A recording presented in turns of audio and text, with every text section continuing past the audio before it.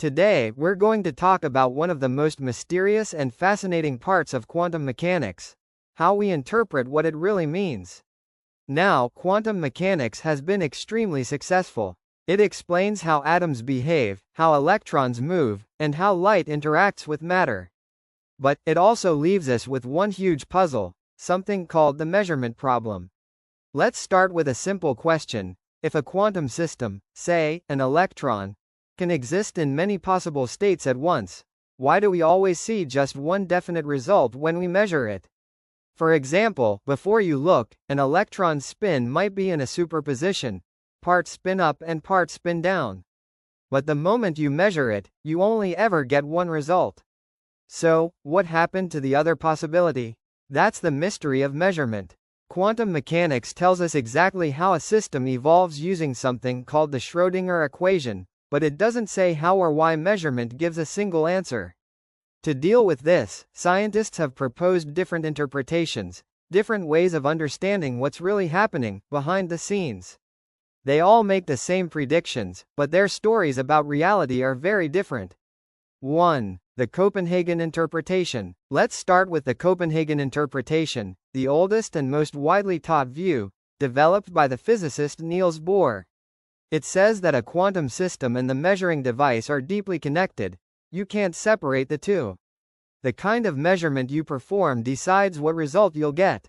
An important idea here is complementarity, that some properties, like position and momentum, can't both be known exactly at the same time. This isn't because our instruments are bad, it's simply how nature works. But there's still a problem. Copenhagen doesn't tell us how the wave function collapses, it just assumes it does when you measure. Think about the famous Schrödinger's cat thought experiment. A cat inside a closed box can be both alive and dead at the same time, until we look inside. But what makes the cat's state suddenly become definite when we open the box? And where exactly is the line between the quantum world and the classical world? The Copenhagen view doesn't try to describe that line. It says, don't worry about what's really happening, just use the math to predict results. In this view, the wave function doesn't describe reality itself. It only describes what we know about the system. 2. The many worlds interpretation. Next, let's look at a very different and mind-bending idea, the many worlds interpretation. This one says, the wave function never collapses. Instead, every possible outcome actually happens, but in different, parallel branches of the universe. So when Schrödinger's cat is measured, in one universe the cat is alive, and in another, it's dead. Each version of the universe moves forward independently. That means not just the cat, but you, the observer, and even the measuring device, are all part of the superposition. So, when you open the box, the universe splits, one version of you sees a live cat, and another version of you sees a dead cat. This interpretation solves the paradox, no collapse, no mystery. But it comes with a wild idea.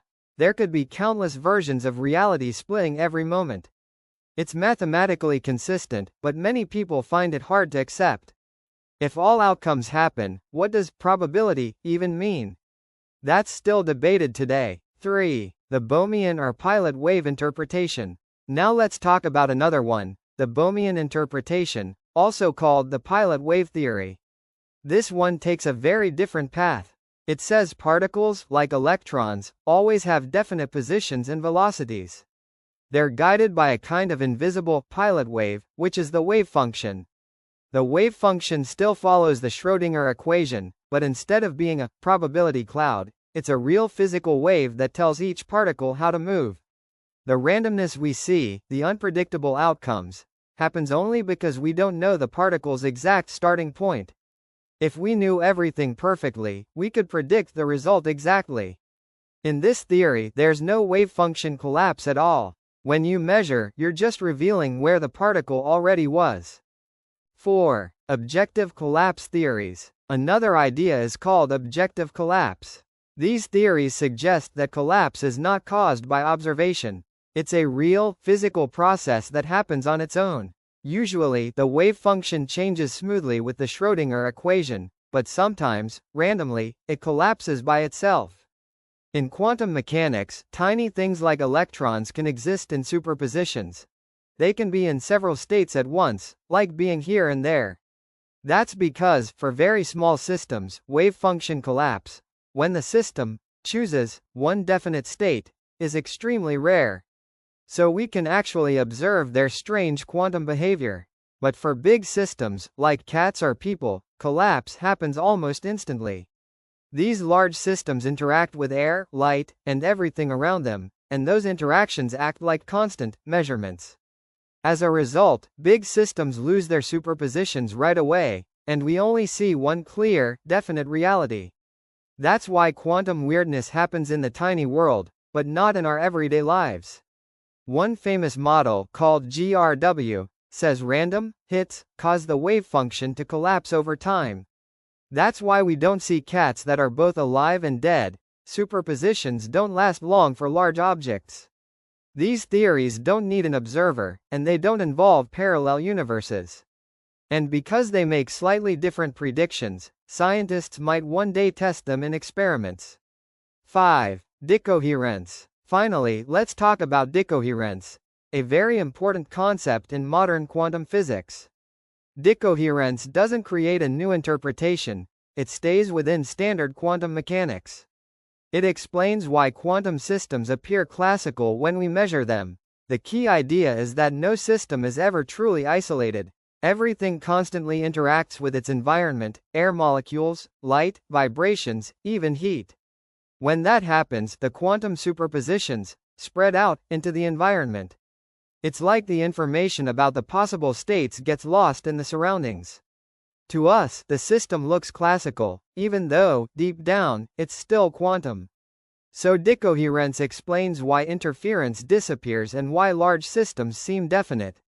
But, and this is important, it doesn't actually explain why we see only one result.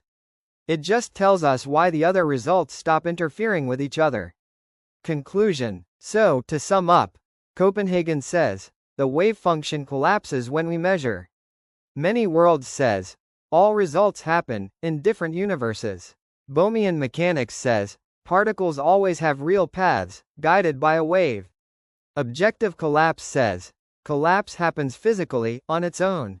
Decoherence explains why things look classical, even though they're quantum.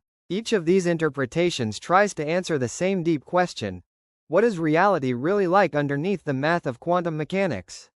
Even today, physicists still don't all agree. But that's what makes quantum theory so exciting. It works perfectly, yet we're still figuring out what it truly means.